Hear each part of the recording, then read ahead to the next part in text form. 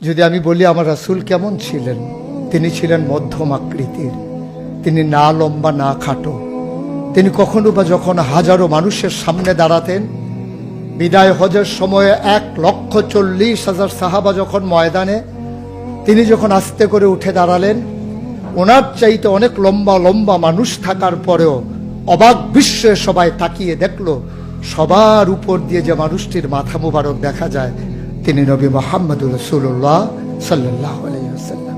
তিনি মধ্যম আকৃতির হওয়ার পরে সবার উপরে তার শির, সবার উপরে তার মাথা। সবাই অবাক বিস্ময়ে তাকিয়ে দেখলেন তার চুলগুলো হালকা হালকা কোঁকড়ানো। তিনি কখনো বা যখন চুলের ভিতরে তৈল দিয়ে আছড়াতেন, অবাক বিস্ময়ে মানুষ তাকিয়ে দেখতেন, মনে হতো চুলের মাঝে যেন মৃদুমন্দ ঢেউ দেখা যায়। তার কপালটা ছিল চওড়া শুভ্র, তার চোখের ভ্রুগুলো ছিল ধনুকের মতো বাঁকা, তার চোখগুলো ছিল টানা টানা ভাসা ভাসা, তার চোখের পাতাগুলো ছিল গোলাপের পাপড়ির মতো।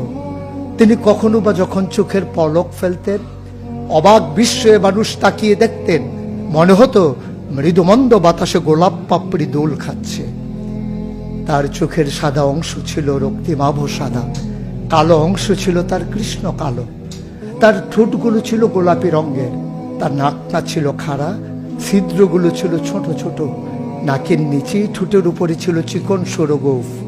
তিনি কখনো বা যখন মুচকি হাসতেন, তার গোলাপি রঙের ঠোঁট দুটো যখন একটু ফাঁক হয়ে যেত আর দাঁতগুলো যখন বের হয়ে যেত, মানুষ অবাক বিস্ময়ে খুঁজত কোথাও যেন বিজলি চমকিয়েছে। তিনি যখন প্রচন্ড গরমের মাঝে ঘেমে সিক্ত হতেন, কপালে তার মুক্তার দানার মতো ঘাম জমে যেত। তিনি যখন দৌড়ে দৌড়ে তার বিবিদের ঘরে যেতেন, আমাদের মায়েদের ঘরে, আল্লাহ রাসূল সাল্লাল্লাহু আলাইহি সাল্লাম ঘরে ঢোকার পরে মায়েরা দেখতেন কপালের মাঝে মুক্তার দানার মতো বিন্দু বিন্দু ঘাম জমে আছে। মায়েরা বলতেন, গুস্তাকি মাফ কর দিজিয়ে, বেয়াদবি মাফ করবেন, আপনি চুপটি করে একটু বসুন। নবীকে বসিয়ে ওরা ছোট্ট শিশু খুঁজে বের করতেন, অতি যত্নে পরম আদরে তার কপালের ঘামগুলো তারা শিশির ভিতরে ভরে মুখ বন্ধ করে রেখে দিতেন। ঈদ যখন আসতো, বিয়ে যখন হতো, জমানো ঘাম তারা আতর হিসেবে ব্যবহার করতেন। এ নবী তো সে নবী, হেঁটে গেছেন 1 মাস আগে রাত পথ ধরে, যাওয়ার পরে তিনি তো চলেই গেছেন।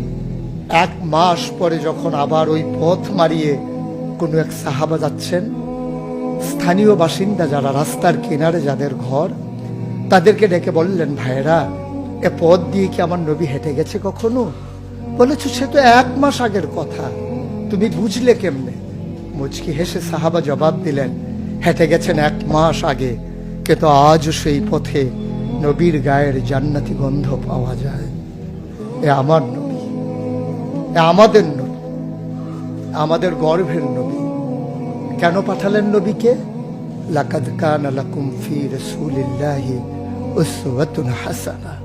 তিনি মডেল, তিনি আইডল, তিনি আইকন, তিনি অনুপম আদর্শ, তিনি আমাদের জন্য উসওয়াতুন হাসানাহ। তিনি পথ দেখিয়েছেন কেমন করে একটা ছেলে তার মায়ের কাছে ভালো সন্তান হতে পারে। তিনি আঙ্গুল দিয়ে দেখিয়ে দিয়েছেন কেমন করে কোনো এক স্ত্রীর কাছে ঈর্ষণীয় স্বামী হওয়া যায়। তিনি আচরণ করেছেন মা আয়েশার সাথে এমন যে আচরণ আজও যদি কোনো মেয়েরা করে, তাহলে তার স্বামী হবে তার কাছে সেরা স্বামী। শুধু সেই স্বামী তার স্ত্রীর সাথে সেই ব্যবহার করে। আল্লাহ রাসূল সাল্লাল্লাহু আলাইহি সাল্লাম আদরের নাতি হাসান হুসাইনের সাথে এমনই মধুর ব্যবহার করেছেন। কেউ যদি সেরা নানা হতে চায়, কেউ যদি সেরা দাদা হতে চায়, সেজন্য নবীজি যে আচরণ করেছে হাসান হুসাইনের সাথে, সেই আচরণ করে তার নাতনি নাতনির সাথে, তাহলে সে হয়ে যাবে সেরা নানা।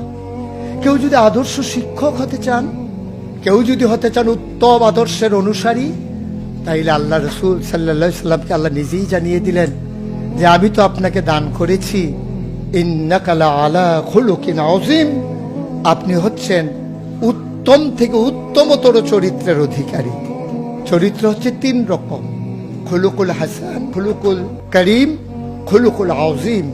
খুলুকুল হাসান মানে হচ্ছে আপনাকে একজন গালি দিয়েছে, আপনি হুবহু সেই গালিটা দিয়েছেন। আপনাকে বলেছে তুমি বদ, আপনি বলেছেন আমি না, তুমি বদ। এটা হচ্ছে হাসান। আপনাকে বলেছে তুমি সাংঘাতিক খারাপ, আপনি চুপ মেরে হেঁটে চলে গেছেন মাথা নিচু করে, আপনি হচ্ছেন খুলুকুল কারিম। আর আপনাকে বলা হলো তুমি খুব খারাপ মানুষ, আপনি চুপ করে তো চলে গেলেনই, মসজিদে গিয়ে আপনি হাত উঠিয়ে দোয়া করছেন, মাওলা সে হয়তো বুঝেনি, সে যদি বুঝতো আমাকে হয়তো বলতো না, তার জন্য উল্টা আপনি দোয়া করে দেবেন। এটাকে বলে খুলুকুল আযীম, যেটা ইন্নাকা লা আলা খুলুকিন আযীম। আল্লাহ বলছেন, ও নবী, আমি হলাম সর্বোত্তম মর্যাদার অধিকারী, আর আপনি হচ্ছেন সর্বোত্তম চরিত্রের অধিকারী। সুতরাং যার কোনো তুলনা হয় না, তুলনা মেলা ভার, জুড়ি মেলা ভার।